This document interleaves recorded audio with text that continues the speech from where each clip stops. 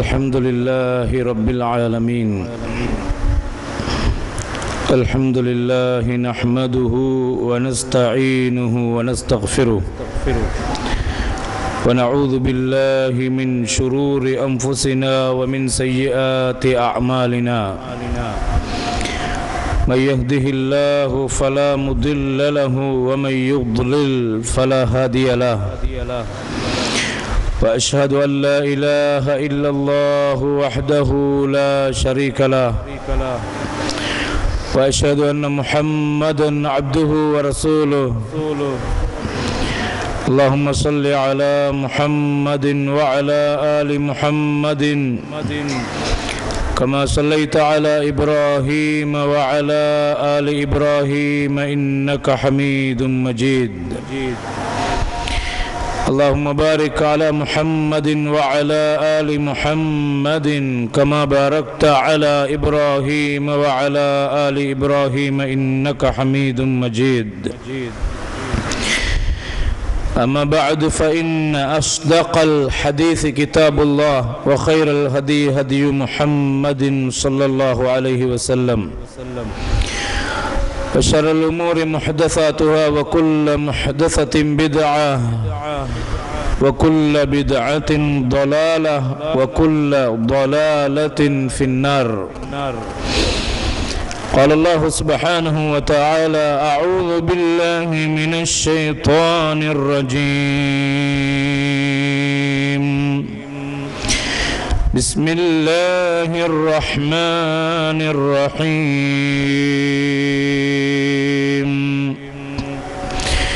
ألف لام ميم. غلبت الروم في أدنى الأرض وهم من بعد غلبهم سيغلبون في بضع سنين.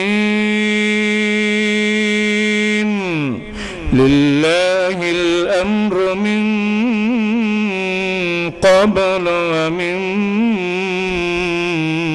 بعد ويومئذ يفرح المؤمنون بنصر الله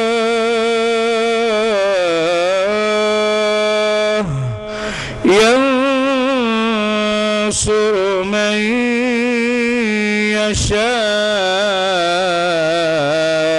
يشاء وهو العزيز الرحيم. وعد الله لا يخلف الله وعده ولكن أكثر الناس لا يعلمون. يعلمون ظاهرا من الحياة الدنيا وهم عن الآخرة هم غافلون. أولم يتفكروا في أنفسهم ما خلق الله السماوات والأرض وما بينهما إلا بالحق وأجل مسمى وإن كثيرا من الناس بلقاء ربهم لكافرون.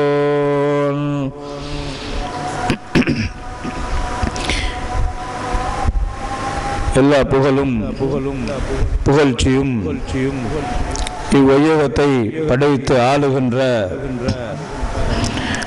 அருளாளன் அன்பாளன் அல்லாஹ் ஒருவனுக்கு என்றென்றும் சொந்தமானது. அவன் தனித்தவன், இணை துணை அற்றவன். அவன் அல்லாதவைகள் இந்த உலகத்திலே வணங்கப்படுவதை முற்றிலும் வெறுப்பவன்.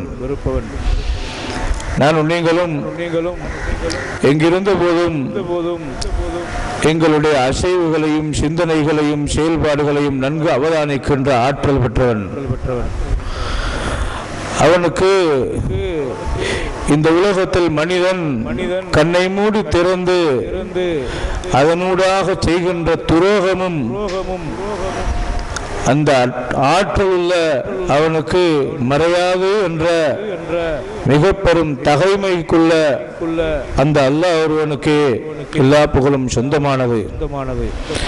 சாந்தியும் சமாதானமும் இந்த உலகத்துக்கு அல்லாஹ்வுடைய தனியான ஒரு அருளாக மனித சமூகத்தை நல்வழிப்படுத்துவதற்காக அனுப்பப்பட்ட எங்கள் எல்லோருடைய உயிர்களை விட மேலாக மதிக்கப்பட வேண்டும் என்று அல்லாஹ்வினால் கட்டளையிடப்பட்ட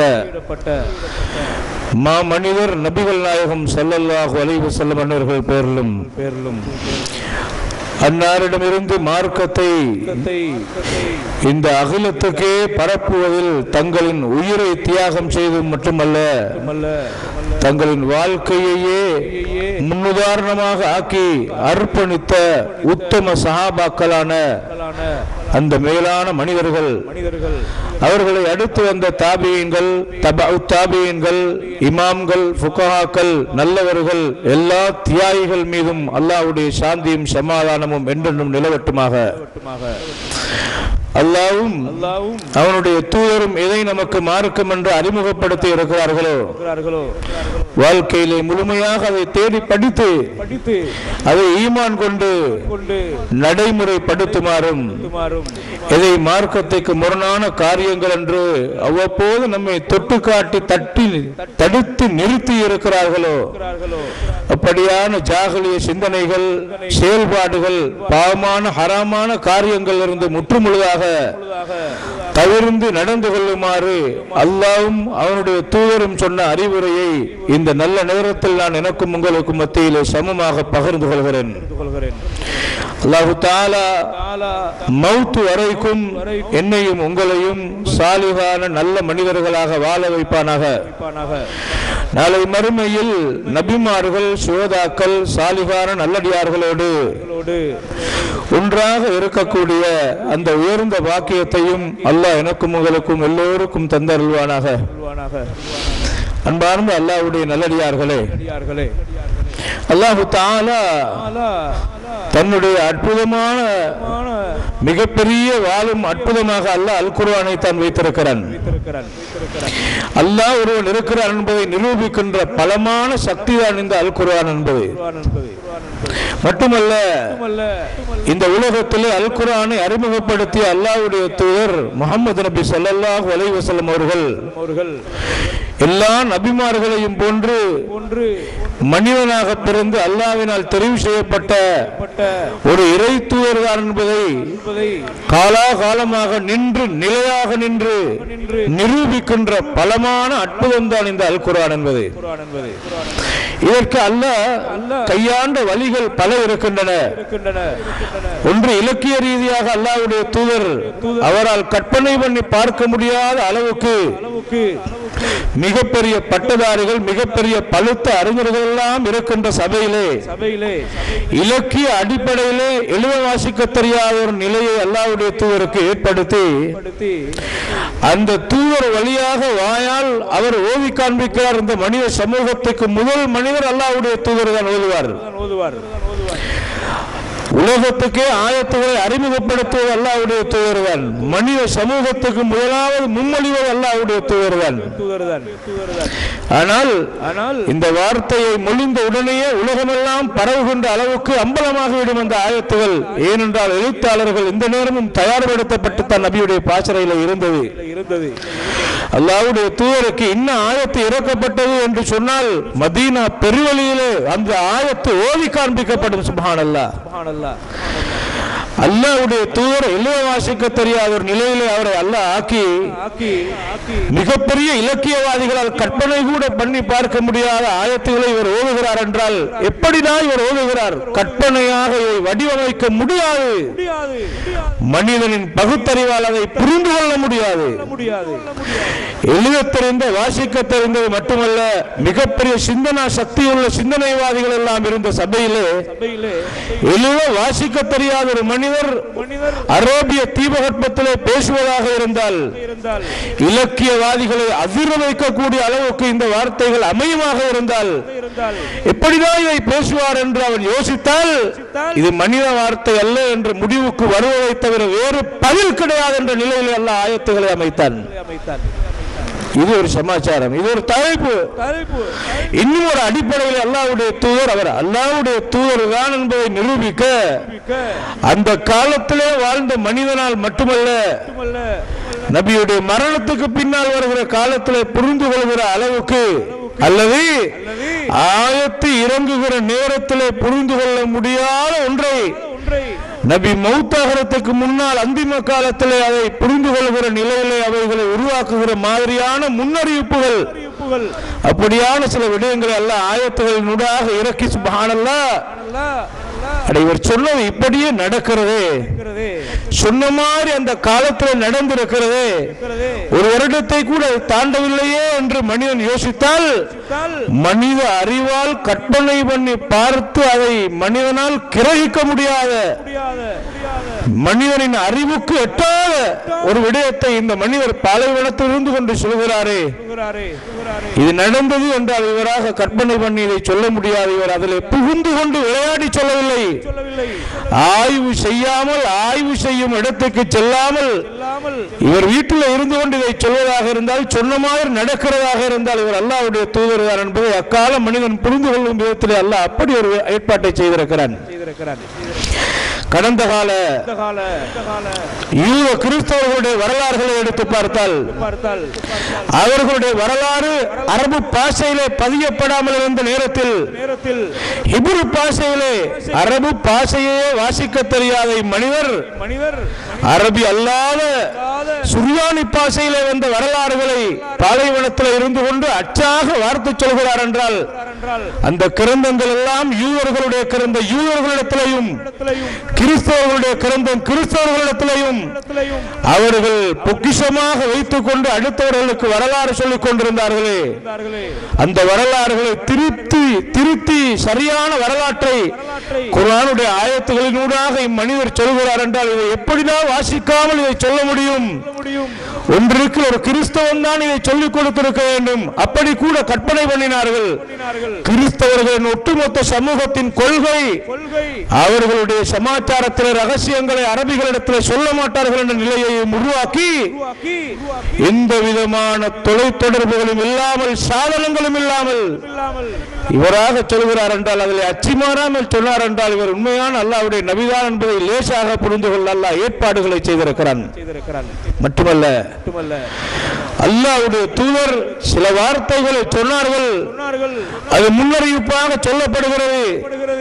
அந்த வார்த்தைகள் நபியுடைய காலத்தில் நிகழாமல் நபி மௌத்தானதற்கு பின்னால் நிகழ்கின்ற நிலையை அல்லாஹ் உருவாக்கி அல்லாஹ்வுடைய தூதர் பாலைவன பெருவெளியிலே வீட்டிலே இருந்து கொண்டு பள்ளியிலே இருந்து கொண்டு சொன்ன வார்த்தைகள் அச்சாக மிகப்பெரிய புரட்சிகரமான அந்த வரலாற்று புள்ளிகளாக சொன்ன செய்திகள் எல்லாம் நடந்தது என்றால் இதெல்லாம் கற்பனை பண்ணி சொல்ல வாய்ப்பில்லையே என்பதை நினைத்தால் இவர் அல்லாஹ்விடம் இருந்து வந்த வகையைத்தான் சொல்லி இருக்கிறார். இவர் அல்லாஹ்வுடைய தூதர்தான் என்று முடிவானால் இந்த வகையை இறக்கிய ஆற்றல் அல்லாஹ் ஒருவன் இருக்கிறார் என்று ஈமானை புதுப்பிக்கின்ற விதத்தில் அல்லாஹ் ஏற்பாடுகளை செய்திருக்கிறான்.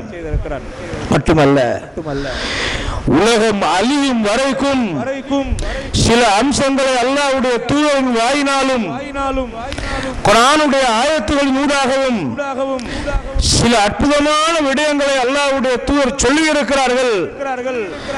இன்றைக்கும் இதுவரைக்கும் மனித அறிவால் அதை சரியாக கிரகிக்க முடியாது. மனிதனின் ஆய்வுக்கும் மனிதனின் தொழில்நுட்பத்தாலும் அந்த உண்மைகளை புரிந்து கொள்ள முடியாத நிலையிலே மறைவான அம்சங்களாக அல்லாஹ் வைத்திருக்கிறார் என்றால் புரிந்து கொள்கின்ற காலத்தில் ஈமானில் பலவீனப்பட்டு போகின்ற மனிதன் அல்லாஹ்வுடைய தூதர் எவ்வளவு பெரிய உண்மையை சொல்லி இருக்கிறார் என்ற அவன் ஈமானை மீள் பரிசீலனை செய்யும் வாய்ப்பு அன்றைக்கு ஏற்படும். அன்பார்ந்தவர்களே, நான் உங்களுக்கு தந்து ஒரு முகவுரை. அல்லாஹ்வுடைய குர்ஆன் சூரத்துர் ரூம் என்று சொல்லக்கூடிய நான் ஓதி காண்பித்த இந்த அத்தியாயம் இருக்கிறது. அல் குர்ஆனில் 114 அத்தியாயங்களில் 30வது அத்தியாயம் தான் இந்த சூரா ரூம் என்று சொல்லக்கூடிய சூரா ரூம். இந்த ரூம் என்று சொல்கின்ற அரபு வார்த்தையிலே சொல்லப்படுகிற ரூமை தான் நாங்கள் ரோம் என்று சொல்கிறோம்.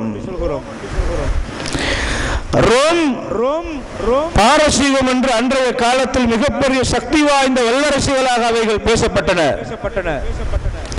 இன்றைக்கும் இத்தாலியில உள்ள வத்திக்கானில் உள்ள அந்த ரோம் என்ற அந்த பகுதி அன்றைய காலத்திலிருந்து பேசப்பட்ட ரோம் தான்.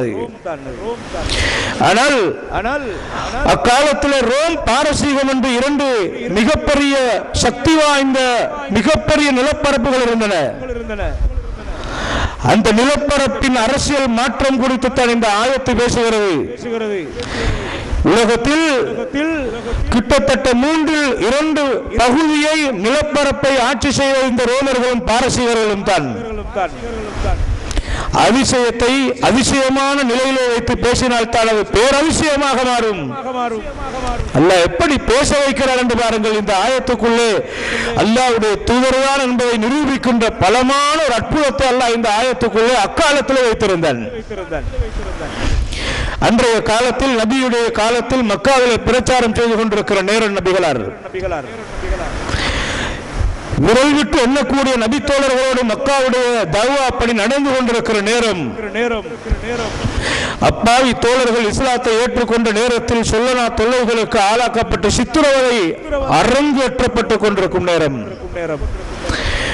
நீதிக்காக நியாயத்துக்காக குரல் எழுப்புகின்றவர்கள் யார் என்று ஏங்கி தவிர்க்கின்ற நேரம், அபிசீனியாவை நோக்கி எத்தியோப்பியாவை நோக்கி தப்பி ஓடலாமா என்று வழி பார்த்து கொண்டிருக்கின்ற நேரம், அப்படியான ஆச்சரியமான அந்த நேரத்தில் இந்த அற்புதமான வார்த்தைகள் இவர் அல்லாஹ்வுடைய தூதர்தான் என்பதை நிரூபிக்கின்ற விதத்தில் எப்படி இறங்குகிறது, அல்லாஹ் என்ன வழியை கையாளுகிறார் என்பதை பாருங்கள். சூரா அர்-ரூம் எடுத்து நீங்கள் படியுங்கள். அன்பார்ந்த அல்லாஹ்வுடைய நல்லடியார்களே, மக்காவிலே இருக்கின்ற நபிகளார் அவரை எதிர்த்து மக்காவிலே உள்ள குறைஷி காபிர்கள் முஸ்லிம்களை எதிர்த்து கொண்டிருக்கின்ற நேரம், ஈமானுக்கு எதிரான போராட்டம், இந்த தஅவா இங்கே நடந்து கொண்டிருக்கிற அதே நேரத்தில் உலகத்திலே மிகப்பெரிய பாரிய ஒரு அரசியல் மாற்றம் அங்கே ஏற்படுகிறது. அந்த அரசியல் மாற்றம் உலகத்திலே மிகப்பெரிய நிலப்பரப்பாக இருக்கும் இந்த உலகத்தின் நிலத்திலே 2 பகுதியை ஆட்சி செய்து கொண்டிருக்கிற ரோமர்கள் பாரசீகர்களுடைய அரசியல் மாற்றம் மிகப்பெரிய ஒரு சக்தி வாய்ந்த ஒரு விடயத்திலே ஒரு அப்பாவி மனிதர் எப்படி தலையிடுகிறார் என்று பாருங்கள். அல்லாஹு அக்பர். அங்கே அல்லாஹ் இந்த ஆயத்தில் என்ன சொல்கிறார் என்பதை பாருங்கள். உலிபத்து ரூம், ரோமர்கள் தோல்வியை சந்தித்து விட்டார்கள், ரோமர்கள் வெற்றி கொள்ளப்பட்டு விட்டார்கள் என்றால் தோல்வியை சந்தித்து விட்டார்கள், பாரசீகர்கள் வெற்றி பெற்று விட்டார்கள் என்று அல்லாஹ் சொல்கிறான். இங்கே பாரசீகர்கள் என்ற வார்த்தையை சொல்லாமல் ரோமர்கள் தோல்வியை சந்தித்து விட்டார்கள் என்று அல்லாஹ் சொல்கிறான். இங்கே ரோமர்களின் தோல்வியிலே மக்காவிலே இருந்த முஸ்லிம்களுக்கு ஒரு விதமான கவலை. இத்தனைக்கும் அந்த ரோமர்கள் கிறிஸ்தவர்கள், சிலுவையை வைத்து வணங்குகின்றவர்கள், வேதங்களின் வரிசையிலே நபிமார்கள் அனுப்பப்பட்டார்கள் என்ற நம்பிக்கை இருந்த போதிலும் கூட ஈசாவுக்கு பின்னால் அலைஹிஸ்ஸலாத்து வஸ்ஸலாம் அவருக்கு பின்னால் இன்னும் ஒரு தீர்க்கதரிசியை நாங்கள் நம்ப மாட்டோம் என்ற கொள்கையில் இருக்கிறவர்கள், சுவர்க்க நரகம் என்பது உண்மையானது என்ற அடிப்படையில் இருக்கிறவர்கள்.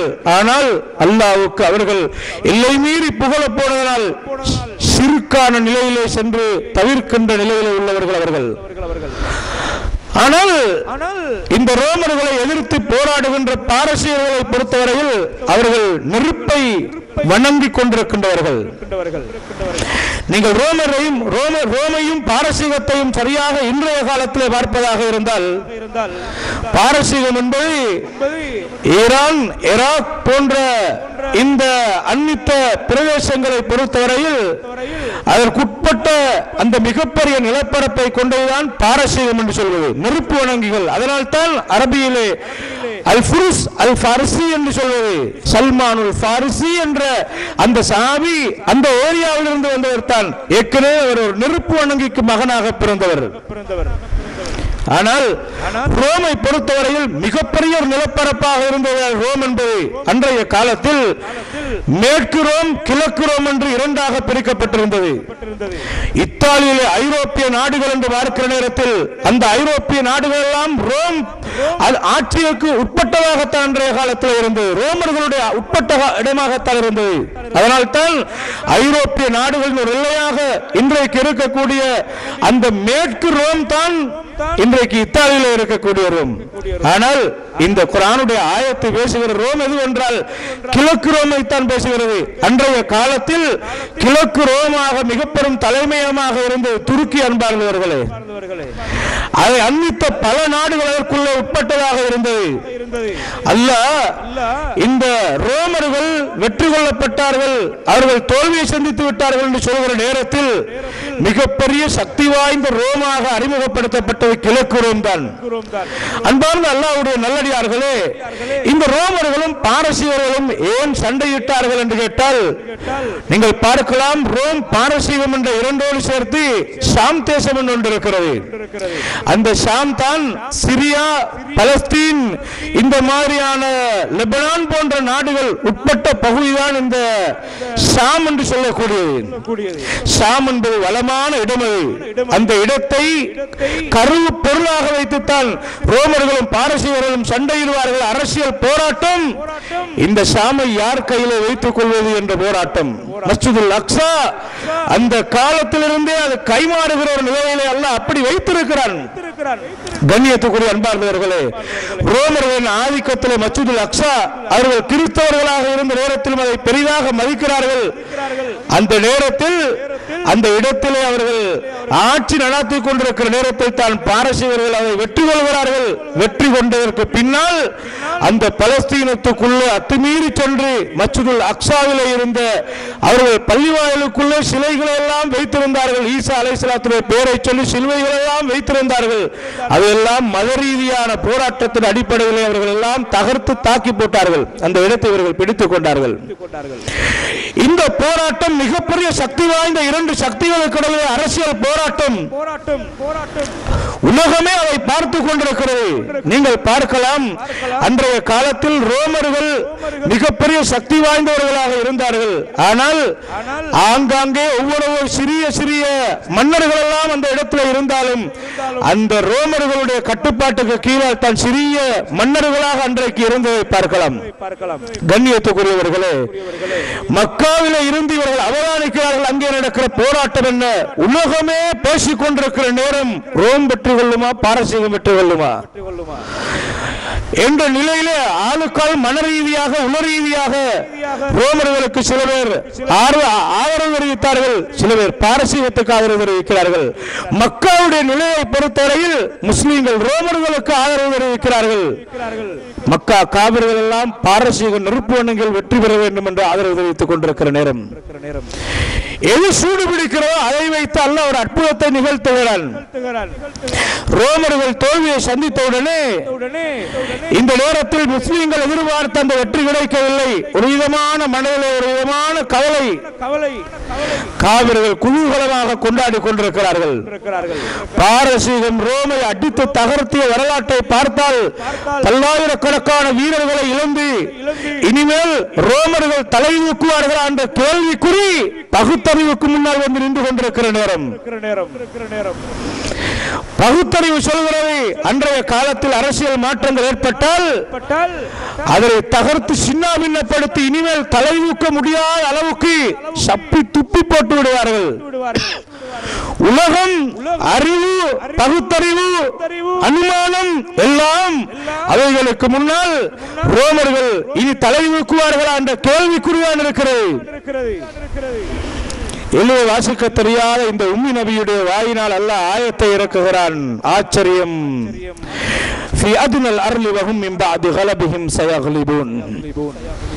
இந்த அன்னித்த பிரதேசத்திலிருந்து ரோமர்கள் தோல்வியை சந்தித்தார்களா, பாரசீகர்கள் வெற்றி கொண்டு விட்டார்களா? அந்த வெற்றிக்கு பின்னால் ரோமர்கள் மிகப்பெரிய வெற்றியை பெறப் போகிறார்கள். அல்லாஹு அக்பர். எப்படி 10 வருடத்தை தாண்ட கிடைக்காது. அரபு கணக்கிலே 1 to 10 வரைக்கும் இடைப்பட்ட ஒரு எண்ணிக்கைக்கு பிது என்ற வார்த்தை பயன்படுத்தப்படுகிறது.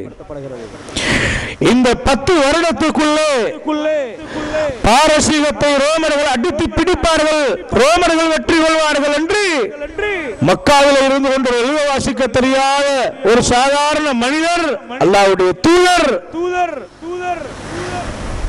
அரசியல் களத்துக்குள்ளே நுழைந்து பார்த்து பகுப்பாய்வு ஒன்றும் செய்யாமல் செல்ல முடியாது. ரோமர்கள் பாரசீகர்கள் என்பது அன்றைய காலத்தின் உலகத்திலேயே 3/2 பகுதியை ஆட்சி செய்தவர்கள். மிக பயங்கரமான அரசியல் மாற்றத்தை பற்றி, அமெரிக்காவுடைய அரசியல் மாற்றத்தை பற்றி சாதாரண ஒரு மனிதர் இந்த இடத்திலிருந்து பேசுவதாக இருந்தால் யாரும் கணக்கெடுக்க மாட்டோம். இவன் உணர்கிறார் என்று சொல்லுவோம். ஆனால் அச்சாக வார்த்தை ஒவ்வொரு வரிக்கு வரியாக சொல்கிற தகவல் உண்மையாக நிகழுமாக இருந்தால் நானும் நீங்களும் திகைத்து அதிர்ந்து போய்விடுவோம். எப்படிதான் இதை சொல்கிறான் சொல்ல முடியாது சகோதரர்களே.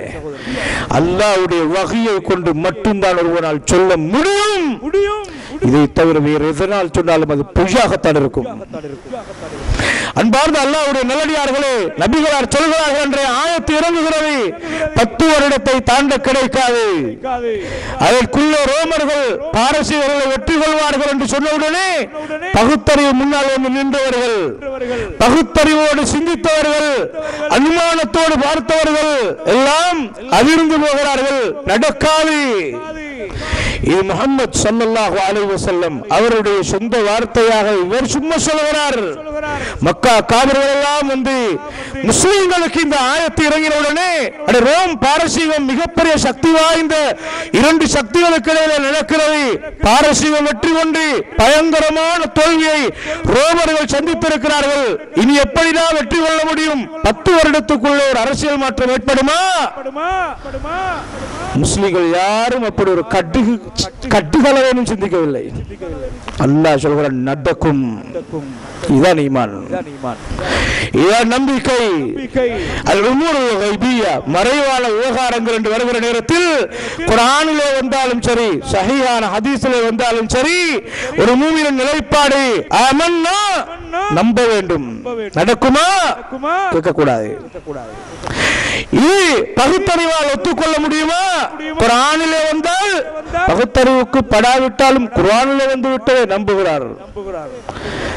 ஹதீஸிலே வந்தால் அங்கேதான் மூளையை போட்டு உலவுகிறார். மனிதன் அப்படியே போட்டு அதை கிளறுகிறான். கண்ணியத்துக்குரியவர்களே, அல்லாஹ்வுடைய வஹி என்று வருகிற நேரத்தில் 2லையும் இந்த அற்புதங்களை அல்லாஹ் தஆலா பேசி இருக்கிறான். அல்லாஹ்வுடைய தூதர் ஸல்லல்லாஹு அலைஹி வஸல்லம் இந்த ஆயத்து இறங்குகிறது. 10 வருடத்தை தாண்ட கிடைக்கவில்லை. மூமின்கள் அன்றைக்கு ஆழமாக நம்பினார்கள். அல்லாஹ் சும்மா சொல்லவில்லை. லில்லாஹில் அம்ரு மின் கப்லு வ மின் பஅது. இந்த அரசியல் மாற்றம் என்ற ரோமர்கள் மீண்டும் வெற்றி கொள்வார்கள் என்ற செய்தி அல்லாஹ் சொல்கிறானே, அதிகாரத்தை அவன் கையில் வைத்துக் கொண்டு இதை பேசுகிறான். உலகத்திலே மாற்றங்கள் நடைபெறுமாக இருந்தால் அந்த மாற்றத்தை ஏற்படுத்துகிற அதிகாரம் உள்ளவன் அல்லாஹ். அவன் கையிலேதான் அந்த பலம் இருக்கிறது. அவன் தான் இதை சொல்கிறான். ரோமர்கள் வெற்றி கொள்வார்கள் 10 வருடத்துக்குள்ளே. ரோமர்கள் அன்றைக்கு வெற்றி கொண்டால் அந்த நேரத்தில் மூமின்கள் சந்தோஷப்படுவார்கள் என்று அல்லாஹ் தஆலா சொல்கிறான். ரோமர்கள் கிறிஸ்தவர்களாக இருக்க, பாரசீகர்கள் நெருப்பு வணங்கிகளாக இருக்க, அவன் நெருப்பு வணங்கியாக இருந்தால் என்ன, கிறிஸ்தவனாக இருந்தால் என்ன, ஈமானுக்கு முன்னால் இரண்டுமே அசத்தியம்தான். ரோமர்கள் வெற்றியில் ஏன் மூமின்கள் சந்தோஷப்பட வேண்டும் என்று அல்லாஹ் சொல்கிறான். இங்கே ஒரு ஆழமான யதார்த்தத்தை அல்லாஹ் புரிய வைக்கிறான். அன்றைய காலத்தில் மிக பயங்கரமான சுருக்கில மிக பயங்கரமான வழிகேடுதான் அன்றைய நெருப்பு வணங்கிகளுடைய சக்திகள் அவர்களுக்கு இவர்களுக்கும் தொடர்பு மக்கா காவலர்களுக்கு தொடர்பு இருக்கிறது. அவர்கள் வெற்றி பெற வேண்டும் என்று இவர்கள் ஆதரவு தெரிவித்துக் கொண்டிருக்கிறார்கள். ஆனால் நெருப்பு வணங்கியை விட மிக ஈமானுக்கு நம்பிக்கை கொள்ள வேண்டிய அம்சங்கள் என்று பார்க்கிற நேரத்தில் கெடுதியிலே குறைவானவர்களாக கிறிஸ்தவர்கள் இருந்ததை தன் நபியவர் அவதானித்தார்கள். இரண்டால் நபிமார்களுடைய வரலாறுகளோடு பார்க்கிற நேரத்தில் அந்த நெருப்பு வணங்கி கொள்கையை விட ஷர்ரில் கெடுதியில் குறைவானவர்களாக இவர்கள் இருந்தார்கள். அவர்கள் கடும் எதிரிகளாக இந்த நெருப்பு வணங்கிகள் இருந்தார்கள். அதனால் ரோமர்களுக்கு ஆதரவாக நபிகளார் கதைத்ததை எங்களுக்கு பார்க்கலாம். கண்ணியத்துக்குரிய அன்பார்ந்த அல்லாஹ்வுடைய நல்லடியார்களே, அல்லாஹ் தஆலா அன்றைக்கு இறக்கிய ஆயத்து 10 வருடத்தை தாண்டவில்லை. அதற்குள்ளே மிக பயங்கரமான புரட்சியை ரோமர்கள் மேற்கொண்டு பாரசீகத்தை தோல்வியடைய செய்ய நேரத்தில் தான் அன்றைக்கு மக்கள் அல்லாஹ்வுடைய தூதர் சொன்ன இந்த ஆயத்து எப்படி நிரூபணமாகிறது என்பதை அவதானித்தார்கள். கண்ணியத்துக்குரிய அன்பார்ந்த அல்லாஹ்வுடைய நல்லடியார்களே, இந்த ஆயத்து சொல்கின்ற 10 வருடத்துக்குள்ளே இந்த அரசியல் மாற்றம் ஏற்படும் என்று ஒரு சாதாரண மனிதனால் கற்பனை பண்ணி சொல்ல முடியாது. அல்லாஹ்வுடைய வஹீயின் அடிப்படையில் தான் சொல்ல முடியும். இந்த ஆயத்து இறங்காமல் அல்லாஹ்வுடைய தூதர் சாதாரணமாக சிந்தித்து இப்படி ஒரு வார்த்தையை சொல்ல 10 வருடத்துக்குள்ளே அந்த அரசியல் மாற்றம் ஏற்படவில்லை என்றிருந்தால் இவருடைய நபித்துவமே பொய்யாக போயிருக்கும் என்பார்களே. அல்லாஹ்வுடைய தூதர் அப்படி ஒன்றாலும் அடித்து சொல்ல மாட்டார்கள். எந்த மனிதருக்கும் இவன் இஸ்லாத்தை நோக்கி வரமாட்டான் என்று தீர்ப்பு சொல்வது கிடையாது. கடைசி நேரம் வரைக்கும் அபூ தாலிபுக்கு ஹிதாயத்து கிடைக்குமா இல்லையா என்பதை அல்லாஹ்வுடைய தூதருக்கு தெரியாது. ஆயத்து இறங்கினவுடனே முடிவெடுத்தார்கள் கிடைக்காது என்று. அதுவரைக்கும் போராடினார்கள். ஆனால் அபூ லஹபுடைய விவகாரத்தில் தப்பத் யதா அபீ லஹபி வ தப், இந்த அபூ லஹபுடைய 2 கைகளும் நாசமாகட்டும், அவருடைய மனைவிக்கும் அது கேடு உண்டாகட்டும், அவர்கள் 2 பேரும் நரகத்தில் நுழைவார்கள். அபூ லஹப் உயிரோடு இருக்கிற நேரத்தில் தான் இந்த ஆயத்து இறங்குகிறது. அபூ லஹப் இஸ்லாத்தை ஏற்றுக்கொள்ள மாட்டார் என்பதை தான் இந்த ஆயத்தை அடித்து சொல்கிறது. ஆயத்து இப்படி இறங்கி இருக்கிற நிலையில் அபூ லஹப் நடித்துக் கொண்ட முனாஃபிக்குடைய வடிவத்தில் அவர் இஸ்லாத்தை தழுவி இருந்தால் கூட இந்த ஆயத்து பொய்யாக இருக்கும் என்பார்களே. எனவே அவர் நடித்துக் கொண்டால் வந்தால் நான் பொய்யனாக விடுவேனோ என்ற நிலையை கூட நபி அவர்கள் யோசிக்கவில்லை. ஏனென்றால் முடிவெடுத்தவன் தான் இந்த ஆயத்தை இறக்கி இருக்கிறார். அதனால் நபி அவர்கள் ஓதினார்கள். தப்பத் யதா அபீ லஹப் என்ற அத்தியாயத்தை பார்த்து ஒரு கிறிஸ்தவர் இஸ்லாத்தை தழுவிக் கொள்கிறார். அன்பார்ந்த அல்லாஹ்வுடைய நல்லடியார்களே, இதெல்லாம் நடக்க முன்னால் அல்லாஹ்வுடைய ஆயத்துகளாக எடுத்து சொல்கிறவர்கள் ஆயத்துகள் இறங்குகிற நேரத்தில் அறிவியல் விஞ்ஞானத்தோடு தொடர்புபட்ட ஆயத்துகளாக இருக்கலாம், எதிர்காலத்தில் நிகழக்கூடிய நிகழ்வுகளாக இருக்கலாம். ஏவை பற்றி அல்லாஹ்வுடைய தூதரும் சொன்னாலும் ஈமான் கொள்கின்ற மூமின்கள் அசையாத நம்பிக்கை கொண்டவர்களாகத்தான் இருந்தார்கள். நடக்குமா? இப்படி சாத்தியமா? இப்படி வர முடியுமா? பகுத்தறிவை போட்டு அங்கே கிளறின வரலாறுகள் கிடையாது. மூமின்கள் குர்ஆன் தான் சொல்கிற சூரியன் ஓடுகிறது, சூரியன் ஓடுகிறதா இல்லையா என்ற எந்தவித அறிவுமே இல்லாத அந்த மனிதர்கள் ஆரம்ப சஹாபாக்கள் சூரியன் ஓடுகிறது என்ற உடனே ஆய்வு செய்து விட்டால் நம்பினார்கள். என்னுடைய அறிவுக்கும் புத்திக்கும் யுக்திக்கும் என்னுடைய பகுத்தறிவுக்கும் பட்டதோ படவில்லையோ, இதை இன்றைய உலகம் ஆய்வு செய்து கண்டுபிடிக்கவில்லையா? அல்லாஹ் ஓடுகிறது என்று சொல்கிறான். ஓடுகிறது என்று நாம் நம்புகிறோம். நமக்கு விளங்காவிட்டாலும் சரி நம்பிக்கை. அன்பார்ந்த அல்லாஹ்வுடைய நல்லடியார்களே, அல்லாஹ் இப்படி ஏற்பாடுகள் நிறைய செய்ய இருக்கிறான். ஒரு இரவிலே அல்லாஹ் சுப்ஹானல்லதி அஸ்ரா பி அப்திஹி லைலம் மினல் மஸ்ஜிதில் ஹராமி இலல் மஸ்ஜிதில் அக்ஸா அந்த மஸ்ஜிதுல் ஹராம் என்ற மக்காவில் இருந்து ஒரே இரவிலே மஸ்ஜிதுல் அக்ஸாவை நோக்கி இந்த அடியானை நாங்கள் கொண்டு போனோம் என்று குர்ஆன் சொல்கிறது. பகுத்தறிவாளியை கிரகிக்க முடியாது. எப்படி போகலாம்? ஈமான் தான் அதை நிரூபிக்கிறது, ஈமான் தான் அதை நம்ப வைக்கிறது. இரவோடு இரவாக போனார் என்றால் அல்லாஹ் குர்ஆனில் சொல்கிறான், நாங்கள் நம்புகிறோம். மஸ்ஜிதுல் அக்ஸாவை நோக்கி போனதை குர்ஆன் பேசுகிறது. அதைவிட ஆச்சரியமான அந்த விண்ணை நோக்கி போன செய்தியை ஹதீஸ் பேசுகிறது. மனிதன் குர்ஆன் என்றால் ஒரு அளவுகோல், ஹதீஸ் என்ற உடனே இன்னொரு அளவுகோலுக்கு செல்லக்கூடாது என்பதனால் அல்லாஹ் குர்ஆனிலே மிஅராஜை பற்றி சொல்லாமல், விண்ணை நோக்கி போனதை சொல்லாமல், இந்த மண்ணிலே பயணம் செய்த அதிவேகத்தை அல்லாஹ் குர்ஆனில் சொல்லிவிட்டு விண்ணை நோக்கி போன மிக பயங்கரமான அத்தாட்சியை ஹதீஸினூடாக அல்லாஹ் நிரூபிக்கிறான். இரண்டும் அல்லாஹ்வுடைய வஹி என்பதை இந்த அடியான் ஏற்றுக்கொள்ள வேண்டும் என்பதற்காக. அன்பார்ந்த அல்லாஹ்வுடைய நல்லடியார்களே, அல்லாஹ்வுடைய தூதர் உலகத்திலே இருக்கிற காலத்தில் தான் நபி என்பதை நிரூபிக்கின்ற விதத்திலே இன்னும் பல அற்புதங்களாக சில விடயங்களை சொன்னார்கள்.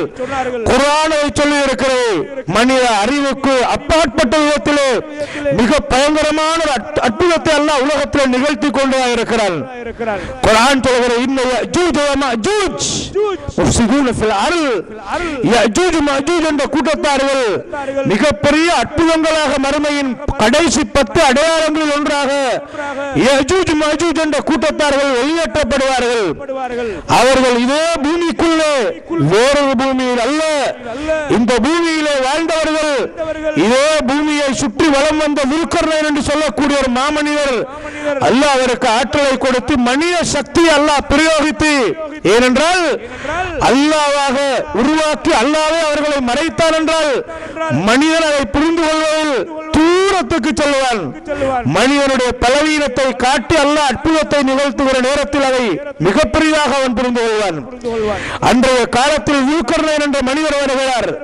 குழப்பங்களை ஏற்படுத்திக் கொண்டிருந்த யஜூஜ் மஜூஜை பற்றி முறைப்பாடு செய்யப்படுகிற அப்பாவி மக்களால், அப்படியா இரும்பு பார்களையும் தகடுகளையும் செம்பை உருக்கி எடுத்து வாருங்கள், அல்லாஹ்வுடைய அருளால் இவர்களை போட்டு நான் அடைக்கிறேன் என்று சொல்கிறார்கள். அவர்களுக்கு துணையாக உதவியாக பயன்படுத்தப்பட்டவர்கள் அக்கால மனிதர்கள். தொழில்நுட்ப முன்னேற்றத்தில் அன்றைய கால முன்னேற்றம் என்பது வேறு, அதைவிட பயங்கரமான முன்னேற்றம் இன்றைய முன்னேற்றம். அன்றைய கால முன்னேற்றத்தை கொண்டு செய்யப்பட்ட அந்த தொழில்நுட்பத்தை அதிவேகமாக வளர்ந்த தொழில்நுட்ப முன்னேற்றத்தால் எட்டி பிடிக்க முடியாது என்றால் மனிதன் அல்லாஹ்வுடைய அறிவுக்கு முன்னால் தலை குனிந்துதான் ஆக வேண்டும், நம்ப வேண்டும். இது ஒரு தகடல்ல, சுப்ஹானல்லாஹ். அந்த லட்சக்கணக்கல்ல கோடிக்கணக்கான மக்கள் யஜூஜ் மஜூஜ் என்பவர்கள் துத்திரி மரத்தை போன்று சிறியவர்கள் அல்ல, அது மூட நம்பிக்கை. என்னையும் உங்களையும் போன்ற சராசரி மனிதர்கள், சட்டி மாறி முகம், கேடே மாறி முகம் என்றார்கள் நபிகளார். சிறிய கண்கள், சிவப்பான மனிதர்கள். அவர்கள் ஈசா அலைஹிஸ்ஸலாம் தஜ்ஜாலுடைய படையை தாக்கி தஜ்ஜாலை கொலை செய்து யூதர்களுக்கு எதிராக 70,000 யூதர்கள் தஜ்ஜாலோடு சேர அவர்களை தோல்வியடைய செய்கின்ற பலமான முஸ்லிம்களின் சக்தி மஹ்தி அலைஹிஸ்ஸலாம் இன்றைக்கு தலைவராக இருப்பார்கள். கண்ணியத்துக்குரியவர்களே, அந்த தஜ்ஜாலுடைய படை தாக்கப்பட்டதற்கு பின்னால் இஸ்லாமிய ஆட்சி நிரூபிக்கப்பட்டுக் கொண்டிருக்கிற நேரத்தில் தான் யஜூஜ் மஜூஜ் வெளியாகி வருவார்கள். அந்த படையோடு ஈடு கொடுக்க முடியாமல் ஈசா அலைஹிஸ்ஸலாம் முஸ்லிம்களும் ஒரு மலையின் உச்சியிலே ஏறிக்கொள்வார்கள். அல்லாஹ்விடத்திலே, யா அல்லாஹ், இவர்களை எங்களிடமிருந்து இவர்களிடமிருந்து எங்களை பாதுகாத்து என்று சொல்லி அல்லாஹ்விடத்திலே கேட்பார்கள். பூமியிலே உள்ள ஒவ்வொருவரையும் வெட்டி வீழ்த்துவார்கள் யஜூஜ் மஜூஜ் என்ற கூட்டத்தார்கள். இத்தனைக்கும் இந்த கோடிக்கணக்கான மனிதர்கள் இந்த பூமிக்குள்ளே இருக்கிறார்கள் என்றால் உன்ன டெக்னாலஜி எங்கே? உன்ன பகுத்தறிவு எங்கே? அல்லாஹ்வுடைய மார்க்கத்துக்கு முன்னால் அல்லதீன யுமினூன பில் கைப், மறைவானவைகளை நம்புவதாக இருந்தால் தான் இஸ்லாம். உடைய அறிவுக்கு பட்டால் நம்புவது, இல்லாவிட்டால் அதை எடுத்து வீசுவதென்றால் அது இஸ்லாம் கிடையாது. அது ஜாஹிலியத்து, அது குஃப்ர் என்பதை மறந்துவிடக் கூடாது. அன்பார்ந்த அல்லாஹ்வுடைய நல்லடியார்களே, அதனால் தான் அறிவு வளர்ந்த காலத்தில் இத்தனை லட்சம் அல்ல கோடிக்கணக்கான மனிதர்கள் வெளியேறுவார்கள். மிகப்பெரிய தேங்கி நிற்கும் தண்ணீர் குளங்களில் எல்லாம் தண்ணீரை குடித்து முடித்து விடுவார்கள், மரம் மட்டைகளை சப்பி துப்பி விடுவார்கள் என்றெல்லாம் படிக்கிறோமே ஹதீஸில். எங்கே அந்த மனிதர்கள்? எங்கே அவனுடைய அறிவு? எங்கே அவனுடைய அனுமானம்? எங்கே அவனுடைய பகுத்தறிவு? எங்கே அவனுடைய சிந்தனை? எங்கே அவனுடைய தொழில்நுட்பம்? உலகம் எவ்வளவுதான் தொழில்நுட்பத்தில் வளர்ந்தாலும் தலைகுனிய வேண்டிய இடத்தை அல்லாஹ் வைத்துத்தான் இருக்கிறான். ஏனென்றால் நீ அல்லாஹ்வை புரிந்து கொள்ள வேண்டும் என்பதற்காக, நீ உன் பலவீனத்தை உணர வேண்டும் என்பதற்காக, நீ எல்லாத்தையும் விளங்கி விட்டாய் என்ற நிலைக்கு வந்தால் உனக்கு ஆணவம் வந்து நீ அல்லாஹ்வை மறந்து போய்விடுவாய். அல்லாஹு அக்பர். அன்பார்ந்தவர்களே, குர்ஆனிலே சொல்கிறது, அல்லாஹ்வுடைய தூதர் மக்காவிலே இருந்து கொண்டு மதீனாவிலே இருந்து கொண்டு சொன்னார்கள், ஐயத்துக்கும் ஸாஹிபத்துல் ஜமல். அந்த ஒட்டகத்து பெண்மணியார், அந்த ஒட்டகத்தின் பெண்மணியார் நபியுடைய மனைவிமாரை வைத்துக் கொண்டு விட்டார்கள். யாரென்று தெரியாது, நடக்கும் என்பதை நம்பினார்கள். அந்த அந்த நாய் குலைக்கும் சத்தம் கேட்டால் அந்த இடத்திலிருந்து அந்த பெண்மணி என்ன செய்வார் என்று கேட்டார்கள் ஸல்லல்லாஹு அலைஹி வஸல்லம் அவர்கள். அது யார்? நபி மௌத்தாக 25 வருடங்களுக்கு பின்னால் நிகழ்கின்ற நிகழ்வுகள். ஜமல் யுத்தம் நடைபெறுகிறது. ஆயிஷா நாயகி போய்க் கொண்டிருக்கிறார்கள். அந்த நேரத்தில் அந்த மாதிரியான சத்தம் கேட்டவுடனே உடனே சொன்னார்கள், அல்லாஹ்வுடைய தூதர் இப்படி ஒரு வார்த்தையை சொன்னார்கள், திரும்புங்கள். அல்லாஹ்வுடைய தூதர் சொன்னார்களோ, உனக்கு மேலால் 2 ஷஹீதுகள் இருக்கிறார்கள், ஒரு சித்தீக் இருக்கிறார், ஒரு நபி இருக்கிறார். நடக்க முன்னால் பேசினார்கள், நம்பினார்கள். அவர்களுக்கு ஷஹாதத்து வரும் என்பதை ஏற்றார்கள். எந்த நிலையில் வரும் வாய்ப்பு இருக்கிறதா? மதீனாவில் இருந்து கொண்டிருக்கும் போது அப்படி நடக்குமா? நான் தொழுவிக்கிற நேரத்தில் வந்து என்ன குத்துவார்களா? உமர் ரலியல்லாஹு அன்ஹு யோசித்தார்களா? நடக்கும். அம்மார் யக்துலுகல் ஃபிஅத்துல் பாகியா. அன்று குபா, மஸ்ஜிது குபா கட்டப்பட்டுக் கொண்டிருக்கிறது. எல்லோரும் ஒவ்வொரு கல்லாக தூக்கி கொண்டு போகிறார்கள். இந்த அம்மார் தாயை இழந்தவர், தந்தையை இழந்தவர், நிம்மதியாக இஸ்லாத்தை நடைமுறைப்படுத்தும் ஒரு சூழல் இன்றிலிருந்து மதீனாவில் உருவாகிவிட்டது என்ற பெரிய அவாவருக்கு 2 கல்லாக தோளிலே தூக்கி கொண்டு போகிறார். அல்லாஹ்வுடைய தூதர் இந்த அம்மாரின் ஆர்வத்தை பார்த்து விட்டு வந்து சொன்னார்கள், அம்மார் உங்களுக்கு சோபனம் உண்டாகட்டும், அநியாயக்காரர்களால் ஒரு நாளில் நீங்கள் கொலை செய்யப்படுவீர்கள் என்று சொன்னார்கள். அன்று நடந்த சிஃபீன் யுத்தத்திலே கொலை செய்யப்படுகிறார்கள். அல்லாஹு அக்பர். இதுதான் ஈமான், அல்லதீன யுமினூன பில் கைப். அல்லாஹ் என்னையும் உங்களையும் புரிந்து கொள்வானாக. ஆகிரு தஅவானா அல்ஹம்துலில்லாஹி ரப்பில் ஆலமீன்.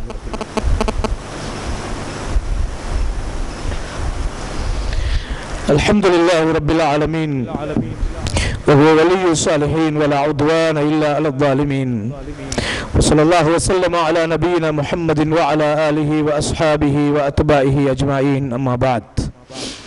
அன்பார்ந்த அல்லாஹ்வுடைய நல்லடியார்களே, இதே போன்ற ஒரு மிம்பர் மஸ்ஜிது நபவியிலே இருக்கிறது.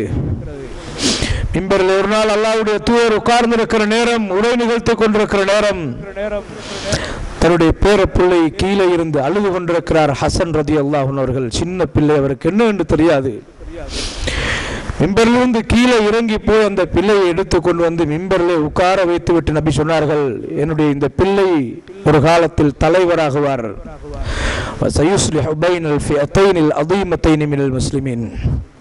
முஸ்லிம் சமூகம் 2ஆக மிகப்பெரிய படைகளாக பிரிந்து வெடித்திருக்கிற நேரத்தில் இவர் தலைவராக வந்து 2 படைக்கு மத்தியிலேயும் சமாதானத்தை ஏற்படுத்துவார் அந்த காலத்தில் என்று சொன்னார்கள் ஸல்லல்லாஹு அலைஹி வஸல்லம். பிள்ளை அழுது கொண்டிருக்கிற அந்த பிள்ளைக்கு என்ன என்று தெரியாது. சபையில இருந்த அபூ சயீத் அல் குத்ரி ரலியல்லாஹு அன்ஹு போன்ற சிறந்த சஹாபாக்கள் எல்லாம் இந்த ஹதீஸை பாடமிட்டுக் கொண்டிருந்தார்கள். இது நடக்குமா? இப்படி ஒரு ஒற்றுமையாக இருக்கிற இந்த மதீனாவிலே உறவுகளோடு வாழுகின்ற நேரத்தில் நபியுடைய வழிகாட்டலோடு, வஹீயுடைய வழிகாட்டலோடு இருக்கிற இந்த உம்மத்தில் நடக்குமா? பகுத்தறிவு சொல்லும், அனுமானம் சொல்லும் நடக்காது, வகை சொல்லும் நடக்கும். அது நடக்கும் என்பதை நம்பினார்கள். ஆனால் ஹதீஸாக மனப்பாடம் செய்தார்கள். நபியுடைய மௌத்துக்கெல்லாம் பின்னால் 25 வருடத்தை தாண்டி சிஃபின் யுத்தத்தின் முடிவிலே இறுதியிலே அலி ரலியல்லாஹு அன்ஹு கொலை செய்யப்படுகிறார்கள் ஹவாரிஜிகளால். அவர் ஹசன் ரலியல்லாஹு அன்ஹுவுக்கு ஆட்சி தலைவராக அவர் வருகிறார். முஸ்லிம் சமூகத்துக்கு 2 தலைவர்கள் தேவையில்லை என்று கடிதங்களை அனுப்பி முஆவியா ரலியல்லாஹு அன்ஹு நீங்கள் ஒரு தலைவராக இருங்கள் என்று விட்டுக் கொடுத்த ஆமுல் ஜமாஅ, ஒற்றுமையின் காலம் ஆண்டு என்று சொல்லப்படுகிறது என்றால் இதெல்லாம் அல்லாஹ்வுடைய தூதர் கற்பனை பண்ணி பேசியது கிடையாது. இந்த அடிப்படைகளை பொக்கிஷமாக உள்வாங்கிய சாதியினர் நாங்கள். ஈமான் என்று வருகிற நேரத்தில் மறுக்கின்ற சுபாவங்களை விடுவோம் அன்பார்ந்தவர்களே. ஹதீஸ்களை மறுக்க வேண்டாம். ஹதீஸ்களுடைய விஷயத்தில் மிக பாரதூரமானது, மிக கவனமாக நடந்து கொள்வோம். அல்லாஹ்வுடைய வஹி என்று வருகிற நேரத்தில் சிலது அதிசயமாக ஆச்சரியமாக இருக்கும். சாமிரி அவன் பெரிய ஒரு ஆள் அல்ல, நபி அல்ல, சாதாரண ஒரு கெட்டவன். அவனாக கற்பனை பண்ணி ஒரு மாட்டை செய்கிறான். சத்தம் வருகிறது, மாட்டுடைய சத்தம். ஒரு கூட்டம் முர்த்தத்தாக போய்விடுகிறார்கள். உயிரற்ற அந்த மாட்டிலிருந்து சத்தத்தை வருமா? குர்ஆன் சொல்கிறது, நானும் நீங்கள் நம்ப வேண்டும். ஜாலூத் மன்னன், அந்த ஜாலூத் என்று சொல்லக்கூடிய அந்த ஆளுக்கு எதிராக தாலூத் என்று ஒரு ஆளு அல்லாஹ் ஒரு மன்னராக நியமிக்கிறான். மக்கள் அவர் அல்லாஹ்வினால் தெரிவு செய்யப்பட்ட மன்னர் என்பதற்கு என்ன எவிடன்ஸ் இருக்கிறது என்று கேட்டார்கள்.